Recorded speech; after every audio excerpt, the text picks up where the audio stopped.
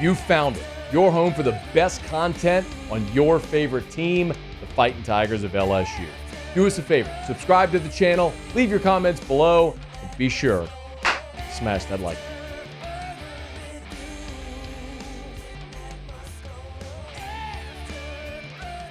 All right, NFL draft came and went. 6 LSU Tigers heard their names called. There's a couple of surprises, a couple of spots I like. So B.J. Ojulari went in round 2, 41st overall to Arizona. It was a situation where maybe if the right situation had presented itself, a team fell in love with him, he could have bumped into round 1. But he is sort of a specific player, right? Is that more 3-4 stand-up outside linebacker. He's not a hand-in-the-dirt type 4-3 edge. So it had to be the right situation, and Ojulari goes to Arizona at 41 overall. I think the biggest question, we all knew Ojulari was going to be the first Tiger off the board. The big question was going to be who is next. And my thought going in would have been Jaquelin Roy. Roy ended up having the best pre-draft process. He had a great combine. He tested well. You started to see him in a lot of mock drafts really start to boom. But in the end, it was Anthony Bradford who went next, followed by Jay Ward and then Jaquelin Roy. Bradford, for me, Bradford kind of benefited by the run starting, the run that the New Orleans Saints started. When the Saints traded up to the first pick of round 4 and took Nick Saldiveri, that started the run on interior linemen.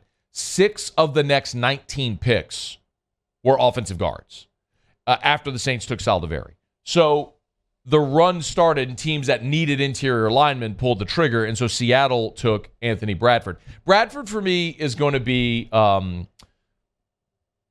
don't want to be cliche and say a boom or bust prospect, but you look at Bradford, who was, I think part of our opinion of Anthony Bradford is molded by the comments Ed Orgeron made prior to the 2021 season when he said Bradford was the best offensive lineman on the team.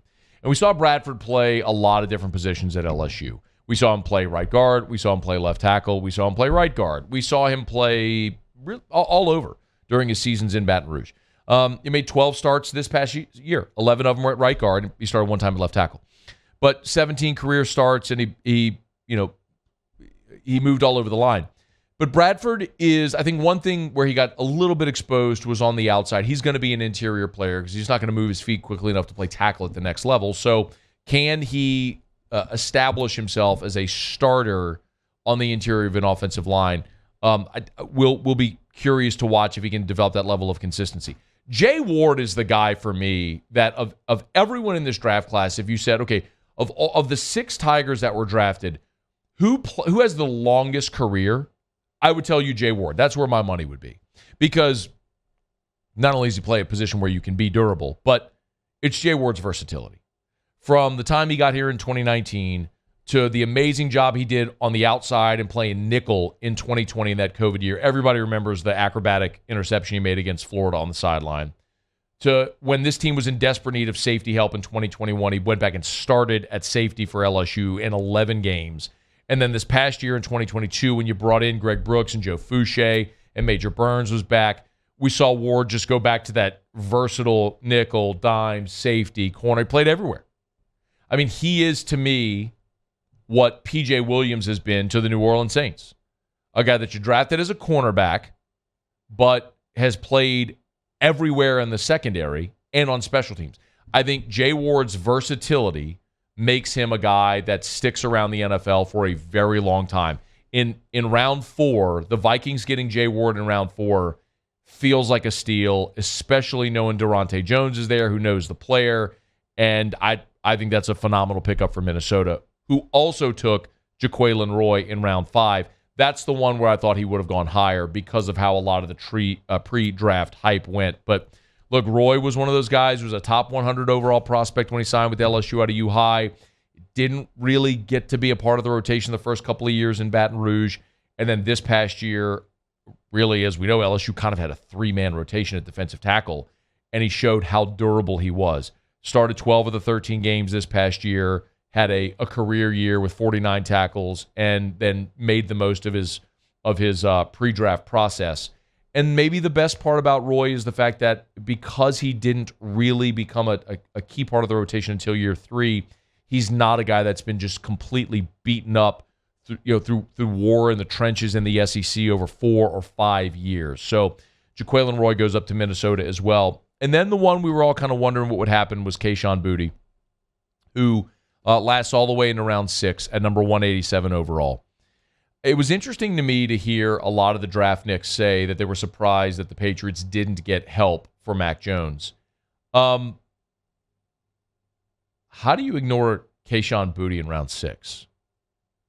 I mean, there is not a single draft prospect list, ranking service, or mock draft before this season started. Not a single one that had Kayshon Boutte outside of round 1. The only question was if Kayshon was the number 1 receiver, or if Jordan Addison was the number 1 receiver, or Jackson Smith and Jigba. It was like, depending on which mock draft you looked at, which ranking service you looked at, had one of those 3 guys as the best receiver, but they were all consensus first-round draft picks. And when he is at his best, that is undeniable, an undeniable game breaker. My question, which I know is the question a lot of NFL teams have as well, is if Kayshon Boutte is healthy. And I don't know if he is. My guess is the reason he lasted until round 6 is that. The reason he ran the 40 time he did and didn't really show the explosiveness he did in 2022 that he had prior is I don't know if he's ever come back fully healthy from the ankle injury. I don't know that. It's me speculating. But that would make a lot of sense as to why he dropped. I know there's all the bad body language stuff that fans talk about, but for me, that's evidence of fans convincing themselves of a narrative, and then anytime you see anything that would support that, you double down on it. You ignore everything else. Like, you ignore Kayshon being the first guy to congratulate his teammates when they score. You ignore whenever he's actually being engaged or making good plays. You just double down on the thing that supports your narrative. I'm not saying like you specifically if you're listening right now, but that's like a universal thing that people do sometimes. And I think that's what happened with Kayshon. But the injury thing is what I think is legitimate. And if he can find a way to get completely healed and ready to, I mean, this guy had multiple ankle surgeries. Like, he had a fracture with dislocation. That is not an easy thing to come back from if you're an explosive athlete. So if Kayshon can come back healthy from that, I think that's one where you look back years from now and go, how the hell did Kayshon Boutte go in round 6? But again, that's an if he can get healthy. And then we saw Jarrick Bernard-Converse also go in round 6 to the Jets. Wasn't even invited to the Combine. Had the monster pro day performance. And a guy who played a ton of football over 5 years. 4 at Oklahoma State. Used the COVID year to play at LSU. Proved he belonged in the SEC. And is a guy who should make that team in New York with the Jets. So 6 Tigers drafted. And then you had Ollie Gay, Mike Jones, Jarrick Jenkins, Micah Baskerville, Colby Richardson, Mekhi Garner, all signed undrafted free agent deals. I would say there's one that I've been asked about a bunch and one that I think I'm surprised didn't get drafted. The one that I've been asked about a bunch is Ollie Gay. People say, what happened with Ollie Gay? And if you listen to this show, you know my answer. It's the medical. It is the answer. It's why the combine, like the medical at the combine, is what matters so much.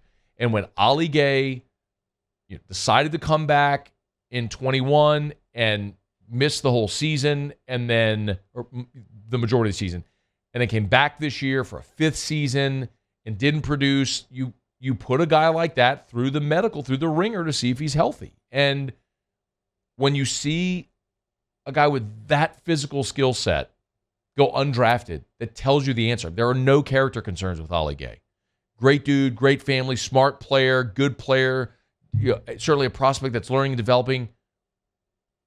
But the injury history has got to be a concern, and that's very likely why he went undrafted. You wish him well, and you hope he can stay healthy. The one that went undrafted that was the biggest surprise to me was Jarrick Jenkins.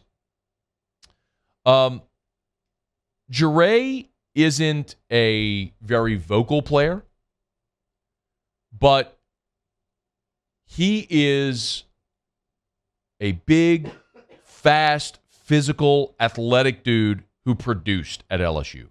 6'2", 200 pounds, started for 3 years, 43 games played, 20 starts, selfless, willing to play special teams as well. Jarrick is a guy that I thought for certain somebody would look at in round 6 or 7 and say, I'm drafting that guy because I don't want to risk not signing him as an undrafted free agent. In the end, he ends up in Jacksonville, where I think he'll make that team.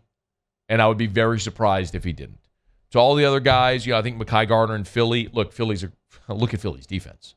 I mean, they drafted Keely Ringo in like round 4 or 5. I mean, it's going to be hard to make that team. Colby Richardson, you certainly wish him well. Micah Baskerville going to Chicago is interesting. I love Micah Baskerville. Size, I think, is a legit concern when you look at a linebacker at the next level. Mike Jones going to the Falcons. Fit matters for what he does. He's not going to be an inside backer. Can he find a role as an athletic overhang linebacker in Atlanta? Maybe. We'll see. But Jarrick, I think, of all the guys that went undrafted that I thought for certain would get drafted, it would be the one. And I think Jacksonville got themselves a heck of a deal being able to pick Jarrick Jenkins as an undrafted free agent. So congrats to the guys that were drafted, and good luck to all of them as they go try to make the next stage in life what it is. Hey, thanks so much for watching. Please leave your comments. I love to interact, and be sure to hit the red subscribe button below.